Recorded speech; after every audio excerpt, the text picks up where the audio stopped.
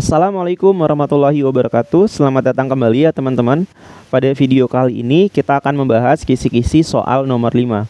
Nah, soal nomor 5 ini mampu mengaplikasikan hukum Gauss untuk kasus simetri bola atau silinder dan atau lembaran. Untuk soalnya ini esai dengan tingkatnya itu sulit ya. Nilai poinnya itu 8. Oke. Nah, biasanya ini itu berkaitan dengan silinder ataupun bola. Nah, di sini yang perlu teman-teman pahami terkait dengan silinder dan bola ini, yang pertama, teman-teman harus tahu rumus luasnya. Nah, di sini kalau luas silinder itu nilainya 2πr/L. Kalau luas bola, nilainya itu sama dengan 4πr². Kemudian yang kedua yang mesti teman-teman pahami yaitu terkait dengan volume. Kalau silinder, rumus volumenya itu sama dengan πr² dikali L. Sedangkan kalau bola, volumenya itu sama dengan 4/3 πr². Selanjutnya, teman-teman juga harus paham mengenai hukum Gauss ini ya. Jadi hukum Gauss ini sebenarnya udah kita bahas di video sebelumnya. Jadi rumus hukum Gauss itu adalah integral tertutup atau integral dalam dari vektor medan listrik dikali dengan dA, itu nilainya sama dengan Q enclosed dibagi epsilon 0. Gitu. Jadi ini adalah rumus dari hukum Gauss. Nah, sebenarnya pengaplikasian hukum Gauss ini itu mudah teman-teman. Cuman yang kadang bikin sulit itu adalah saat kita mencari Q enclosed-nya. Nah, Q enclosed ini apa sih? Jadi Q enclosed ini adalah muatan yang berada di dalam permukaan Gauss. Jadi kita harus cari tahu dulu nih berapa besar muatan yang berada di dalam permukaan Gauss tersebut, gitu ya. Jadi kita harus mencari tahu Q enclosed-nya itu berapa. Gitu. Oke, nanti kita akan coba bahas soalnya kayak gimana. Daripada tidak penasaran, kita langsung aja masuk ke contoh soal. Di sini ada soal nomor 5 tipe A, kemudian nanti juga ada soal nomor 5 tipe B. Yang tipe B mungkin kita bahas di video berikutnya ya. Nah, kita coba fokus dulu ke soal nomor 5 tipe A yang ini. Capaiannya mampu mengaplikasikan hukum Gauss kasus simetri silinder. Soalnya di sini gambar di samping menunjukkan bagian dari tabung tipis berongga yang sangat panjang dengan jari-jari R sama dengan 3 cm. Jadi di sini kita diketahui jari-jarinya atau R-nya itu sama dengan 3 cm. Selanjutnya, serta mempunyai muatan persatuan panjang atau lambda. Lambda ini adalah rapat muatan ya. Jadi di sini kita diketahui rapat muatannya sama dengan 2 dikali 10⁻⁸ kolom per meter. Jadi kita tulis di sini lambda sama dengan 2 kali 10⁻⁸ satuannya kolom per meter. Tentukan besarnya medan listrik E pada yang A, R sama dengan R besar dibagi 2. Yang B, R sama dengan 2R. Jadi di sini yang ditanya, yang A, medan listrik saat R-nya itu sama dengan R/2. Kemudian yang B, tentukan medan listrik saat R sama dengan 2R besar. Gitu. Nah, di sini kita coba jawab ya. Nah, langkah pertama adalah kita di sini kan belum tahu ya besar muatan pada tabung tipis berongga ini itu berapa. Jadi kita harus cari tahu dulu nih besar muatan yang dimiliki oleh tabung tipis berongga ini. Caranya gimana? Caranya adalah di sini kita sebelumnya udah diketahui rapat muatan. Rapat muatan pada tabung tipis berongga atau pada batang itu disimbolkan dengan lambda.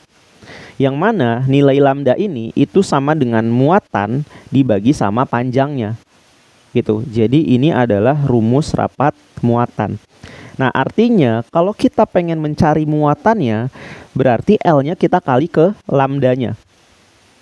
Gitu, sehingga kita dapat bahwa muatan itu sama dengan lambda dikali L.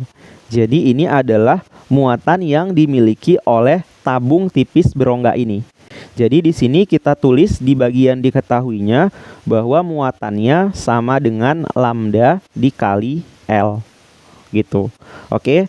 Nah, sekarang kita coba masuk ke pertanyaannya. Di sini kita akan coba jawab dulu pertanyaan yang A. Yang A, hitunglah medan listrik saat R-nya itu sama dengan R besar per 2. Nah, di sini kita coba gambarkan dulu tabung tipis berongganya di sini. Di sini saya akan coba gambarkan dulu ya. Nah, jadi ini adalah gambar tabungnya, tabung tipis berongga. Kemudian pertanyaan kita adalah saat R-nya itu sama dengan R besar dibagi 2. Artinya R besar yang ini itu kita bagi 2 ya. Artinya di tengah-tengah sini. Oke. Nah, di tengah-tengah sini kita coba gambar permukaan Gauss-nya. Gitu. Jadi kita coba gambar.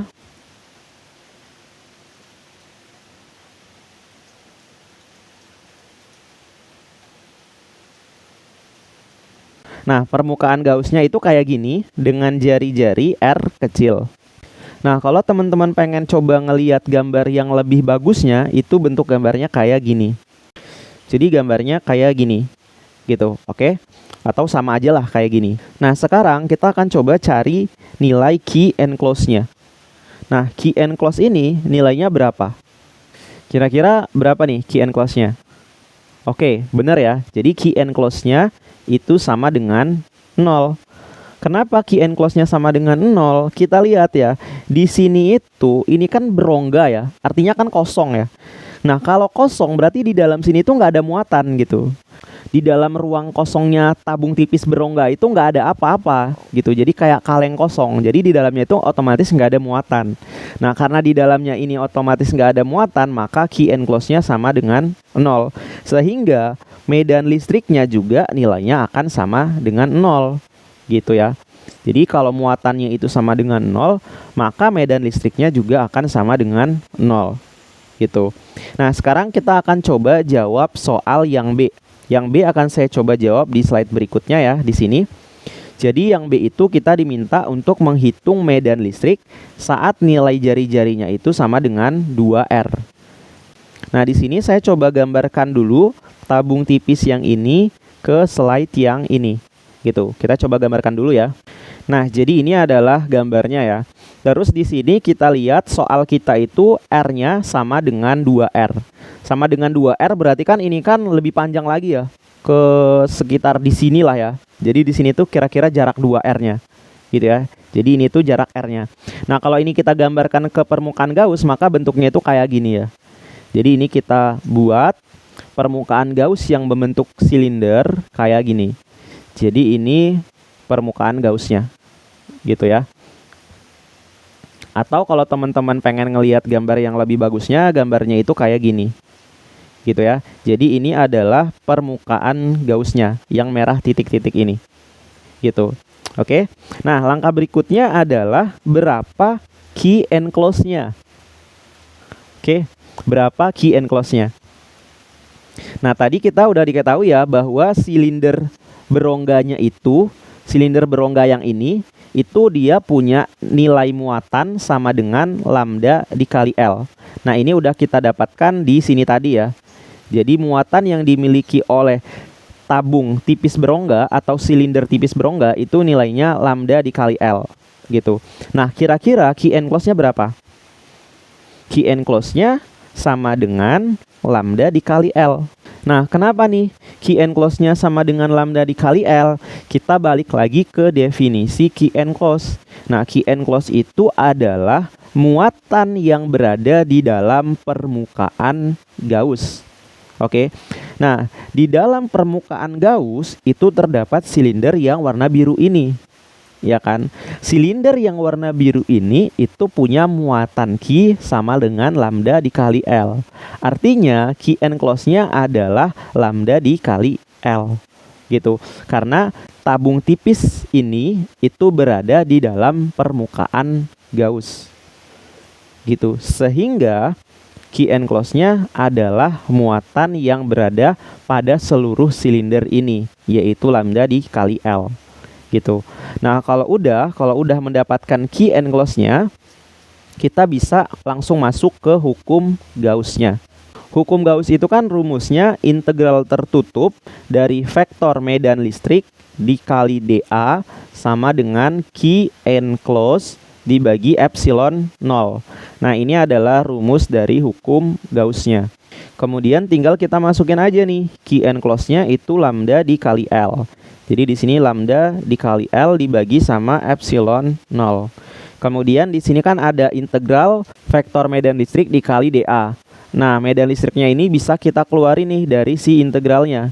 Jadi sisa integral tertutup dari dA. Gitu. Nah, integral tertutup dari dA itu hasilnya A. Kemudian di sininya dikali dengan medan listrik. Selanjutnya yang di sebelah kanan tinggal kita tulis ulang aja, lambda dikali L dibagi sama epsilon 0. Kemudian kita lanjutkan, di sini kita tulis ulang E, selanjutnya di sini A. A ini adalah luas permukaan tertutupnya. Permukaan tertutupnya ini itu membentuk silinder atau tabung ya. Nah, rumus luas silinder atau tabung ini rumusnya udah kita tuliskan di slide sebelumnya tadi, yang mana nilainya itu adalah 2pi RL gitu. Nah, teman-teman perhatikan ya, R-nya ini itu adalah jari-jari si permukaan Gauss-nya, yaitu R kecil gitu ya. Jadi R-nya teman-teman perhatikan. Selanjutnya tinggal kita tulis ulang aja, lambda dikali L dibagi sama epsilon 0. Kemudian di sini kalau kita lihat ya, ada yang bisa kita coret ya, L-nya bisa kita coret dengan yang ini gitu. Nah, selanjutnya karena yang ditanya itu adalah E, maka 2pi R-nya itu bisa pindah ke bawah sini gitu ya. Jadi bisa kita tulis sama dengan lambda dibagi 2pi R dikali epsilon 0. Jadi ini adalah besar medan listriknya pada saat R sama dengan 2R. Langkah selanjutnya kita masukkan nilai-nilai yang kita ketahui. Jadi di sini lambda, nilai lambdanya itu kan udah ada ya. Di sini 2 kali 10 pangkat minus 8, kemudian dibagi 2pi. Jadi 2 pi itu nilainya 3,14 dikali R. R-nya itu 2R. Oke. Jadi R-nya itu sama dengan 2R. Nah, di sini sama dengan 2. Nilai R besarnya itu kan ini ya, nilainya itu 3 cm atau sama dengan 3 dikali 10 pangkat minus 2 meter. Jadi di sini tinggal kita masukkan ya, R besarnya itu adalah 3 kali 10 pangkat minus 2 meter. Gitu. Jadi ini adalah nilai R kecilnya. Nah, R kecil ini tinggal kita masukkan ke sini ya. Karena ini itu kan 2πr. Jadi di sini 2πr, R-nya ini 2 dikali 3 dikali 10 pangkat minus 2. Kemudian dikali sama epsilon 0. Epsilon 0 itu nilai ketetapan ya. Yang besarnya itu 8,85 dikali 10 pangkat minus 12. Gitu. Nah, ini tinggal teman-teman hitung aja. Kalau teman-teman hitung, maka teman-teman akan mendapatkan bahwa besarnya medan listriknya itu sama dengan 6 dikali 10 pangkat 3, satuannya Newton per Coulomb. Jadi ini pembahasan untuk soal nomor 5 tipe yang A. Kemudian juga di sini ada soal nomor 5 tipe yang B. Nah, sebagai latihan silakan teman-teman kerjakan soal nomor 5 tipe yang B ini. Kemudian jawabannya silakan teman-teman tulis di kolom komentar. Nanti jawaban teman-teman bakal saya koreksi apakah jawabannya benar atau salah gitu ya. Oke, mungkin itu aja pembahasannya. Kalau teman-teman ada pertanyaan bisa teman-teman tuliskan juga di kolom komentar. Saya tutup videonya. Wassalamualaikum warahmatullahi wabarakatuh.